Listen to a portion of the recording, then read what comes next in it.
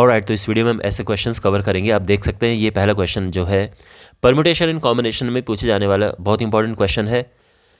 तो यहाँ पे क्वेश्चन है, the letters of the word random are arranged as a dictionary, what is the rank of the word random.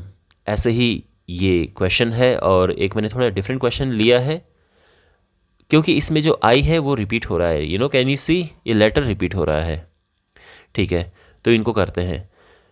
यहाँ पे question क्या कहा जा रहा है, पहले मैं आपको इसका मतलब समझाता हूँ। देखो, रैंडम जो अपने आप में जो एक वर्ड है, इसमें 6 लेटर्स आप देख सकते हैं। जब हम इन्हें अरेंज करेंगे तो अरेंज कर करके डिफरेंट डिफरेंट वर्ड्स बनेंगे। एक वर्ड हमारा ये भी बन सकता है, या एक वर्ड इसमें ARNOMD ये भी बन सकता है। ऐसे ऐसे बहुत सारे, ऐसे टोटल 6 फैक्टोरियल वर्ड्स बनेंगे, मीन्स 720 वर्ड्स इसमें बनेंगे। तो जब इन सभी वर्ड्स 720 वर्ड्स को जब हम डिक्शनरी की तरह अरेंज करेंगे, जैसे डिक्शनरी में कैसे अरेंज करते हैं, जो पहला लेटर आता है उसको पहले रखते हैं, बाद वाले लेटर को, अल्फ़ाबेट का जो बाद वाला लेटर होता है उसको बाद में डिक्शनरी में आता है। आई होप आपको पता होगा ये सब। तो जब इनको भी ऐसे अरेंज करेंगे तो जब ये जो वर्ड होगा इसकी रैंक क्या होगी, कौन से नंबर पे आएगा, ये है क्वेश्चन। तो देखो,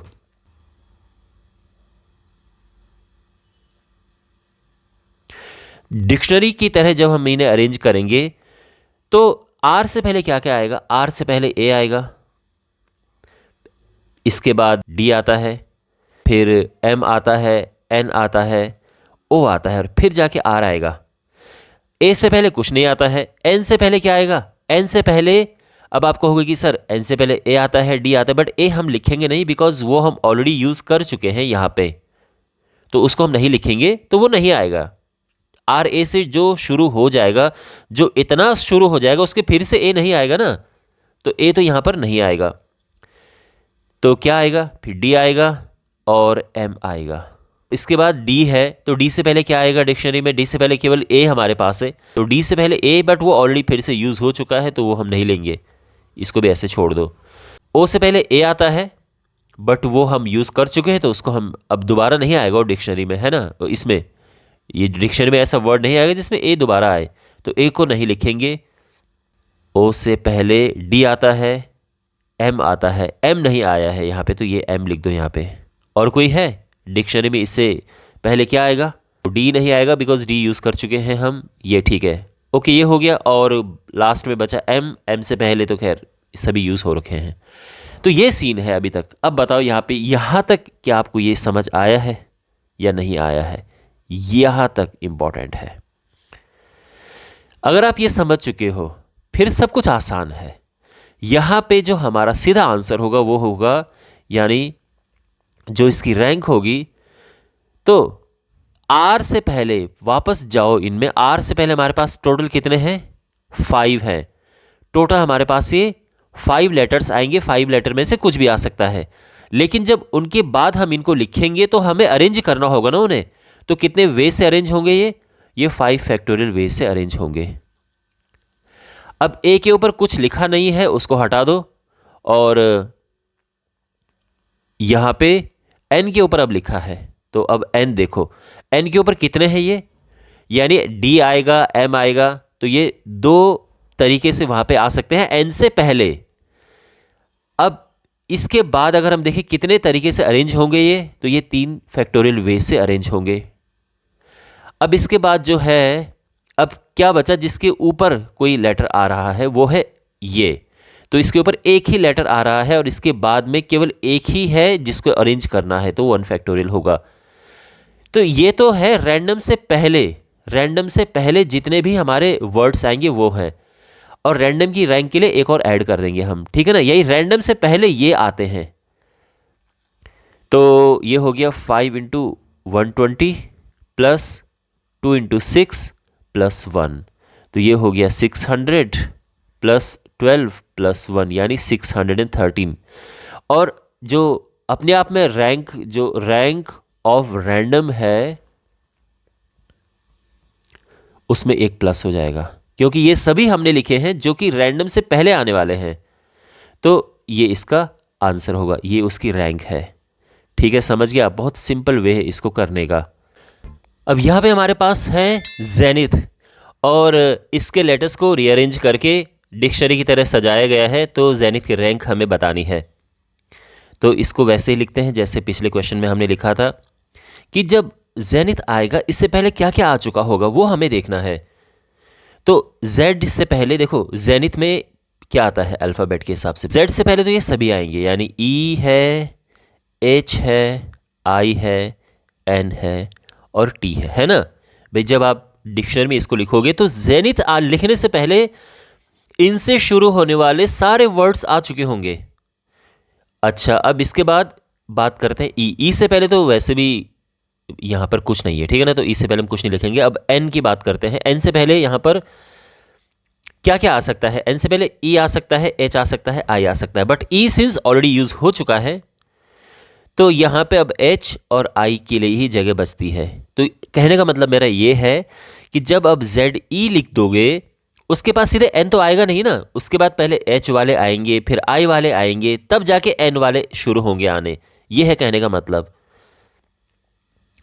अब फिर उसके बाद है हमारा आई।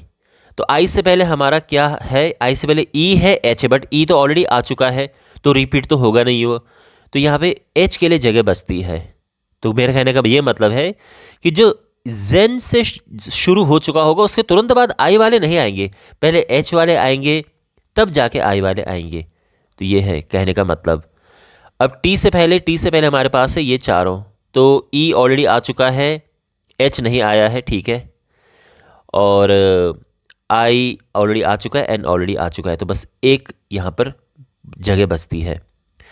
और अब लास्ट में एच है। एच से पहले यहाँ पर ई है, लेकिन सिंस वो ऑलरेडी आ चुका है तो कुछ नहीं लिखेंगे हम वहाँ पे।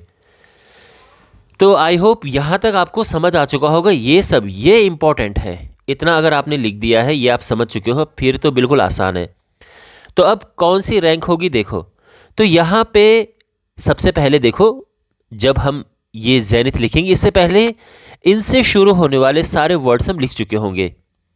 जो इनसे शुरू हो, तो इनसे शुरू होने वाले कितने वर्ड्स होंगे? टोटली 5 पोजीशंस हैं, और इनसे शुरू होने वाले जो वर्ड्स होंगे वो कैसे लिखेंगे? ये पीछे वाले सारे रीअरेंज होंगे ना, तो ये टोटल हैं 5 फैक्टोरियल वेज से ये रीअरेंज होंगे।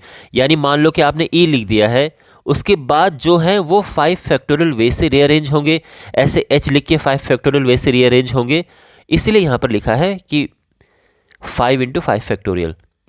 अब इसके बाद जो है n से पहले है 2 हमारे पास, ठीक है, तो यहाँ पे जो n है इससे पहले हमारे पास ये 2 है, तो ये 2 पोजीशन हमारे पास है। और जब इनको लिखेंगे तो इनके बाद वाले रीअरेंज होंगे, 3 फैक्टोरियल वे से रीअरेंज होंगे। अब i के ऊपर देखो h है तो वो 1 है, यानी जो i है, इनको हटाते पहले, इसके ऊपर h है, केवल एक ये है, और उसके पीछे वाले 2 फैक्टोरियल वे से रीअरेंज होंगे। उसके बाद जो ये h है ये भी 1 वे है, और उसके बाद केवल एक बचता है, ये 1 फैक्टोरियल वे से रीअरेंज होगा। तो ये जो सारे हैं ये जब हम जेनिथ लिखेंगे उससे पहले ये सब आ चुका होगा, ये सभी आ चुके होंगे। तो ये हो जाएगा 5 × 120 प्लस 2 × 6 प्लस ये 2 आ जाएगा और ये 1 आ जाएगा। ये है 600 प्लस 12 प्लस 3 615। तो जेनिथ से पहले सारे आ चुके होंगे, तो जेनिथ की रैंक क्या होगी?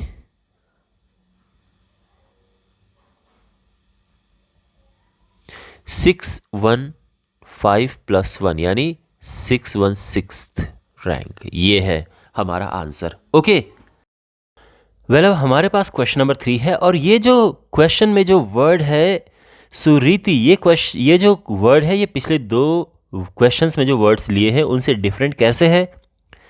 यहाँ पर जो ये लेटर है रिपीट हो रहा है, आइए आप देख सकते हैं ये रिपीट हो रहा है। तो यहाँ पे हम इसको थोड़ा डिफरेंट अप्रोच करेंगे। बेसिकली जो बेसिक कॉन्सेप्ट है वो तो सेम रहेगा, लेकिन ये थोड़ा लॉन्ग वे से हम करेंगे, बिकॉज अगर हम इसमें थोड़ा शॉर्ट वे करने जाएंगे तो ये हमारा आंसर गलत आ जाएगा। तो इसको कैसे करेंगे देखो, सबसे पहले तो जो सुरीति में जो लेटर्स हैं उन्हें लिखते हैं अल्फ़ाबेटिकली। तो इसमें आई है, दूसरा भी आई है, इसके बाद है R S T U, ठीक है, ये सब है इसमें।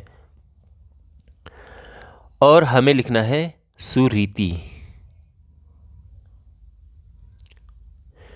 तो जब हम सुरीति के जो लेटर्स हैं उनको रीअरेंज करके और डिक्शनरी की तरह सजाएंगे तो सीधे सुरीति तो आएगा नहीं, उससे पहले हमारे पास क्या आएंगे, उससे पहले आई वाले आएंगे, फिर आर वाले आएंगे, ऐसा ना।